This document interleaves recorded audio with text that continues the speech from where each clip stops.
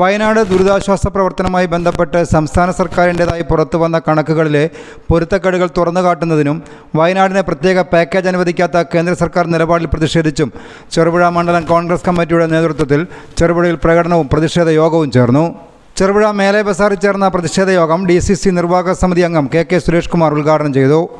ശ്രീ രാഹുൽ ഗാന്ധി ആ സംഭവം നടന്നപ്പോൾ ഇന്ത്യൻ നാഷണൽ കോൺഗ്രസിന് വേണ്ടി അവിടുത്തെ ദുരിതമനുഭവത്തിന് വേണ്ടി 100 വീടുകൾ അന്ന് തന്നെ പ്രഖ്യാപിച്ചു. കർണാടക സർക്കാർ 100 വീട് പ്രഖ്യാപിച്ചു. മുസ്ലിം ലീഗിന്റെ പ്രഖ്യാപനം ഉണ്ടായി, യൂത്ത് കോൺഗ്രസിന്റെ പ്രഖ്യാപനം ഉണ്ടായി, DYFIയുടെ പ്രഖ്യാപനം ഉണ്ടായി, വ്യാപാരികളുടെ പ്രഖ്യാപനം ഉണ്ടായി. അതുപോലെ കേരളത്തിലെ മുഴുവൻ സംഘടനകളുടെ പ്രഖ്യാപനങ്ങളുമായി മുന്നോട്ട് വന്നു. മുഖ്യമന്ത്രിയുടെ ദുരിതാശ്വാസ നിധിയിലേക്ക് കോടിക്കണക്കിന് രൂപയുടെ പ്രവാഹം വന്നു. എന്താ കാരണം? ആ ദുരന്തത്തോടൊപ്പം മലയാളികൾ ഒരു മനസ്സോടുകൂടി ചേർന്ന് വന്നു. പക്ഷെ ഇന്നെന്താ സംഭവിച്ചത്? ആ കോടിക്കണക്കിന് രൂപ കിട്ടിയപ്പോ കേന്ദ്രത്തിൽ നിന്ന് പണം കിട്ടിയപ്പോ കേന്ദ്ര ഗവൺമെന്റ് ഈ ദുരന്തത്തെ സഹായിക്കുന്നതിന് കോൺഗ്രസ് പാർലമെന്റിൽ പ്രതിഷേധിക്കുന്നുണ്ട്. കോൺഗ്രസ് ശക്തമായി പ്രതിഷേധിക്കുന്നുണ്ട്. പക്ഷെ നിങ്ങളൊരു കാര്യം മനസ്സിലാക്കണം, കേരളത്തിന് കൊടുക്കുന്നത് കള്ളക്കണക്കുകളാണ്.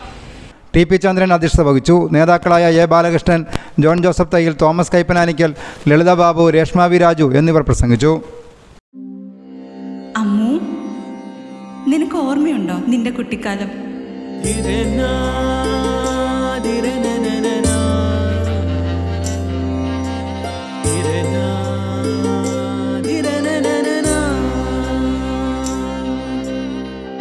നിന്റെ കളിയും ചിരിയും കുസൃതിയും, പിന്നെ നിന്റെ ആ കുട്ടിച്ചോദ്യവും. ഇതെനിക്ക് തരുമോ?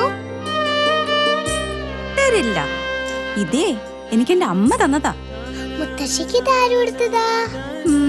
മുത്തശ്ശിയുടെ അമ്മ കൊടുത്തത്. അപ്പൊ ഇത് ശരിക്കും മാറിയ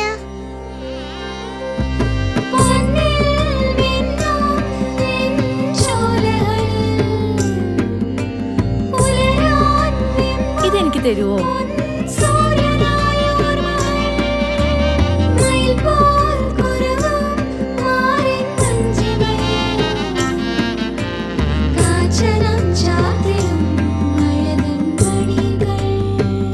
ചില ബന്ധങ്ങൾ പവിത്രമാണ്.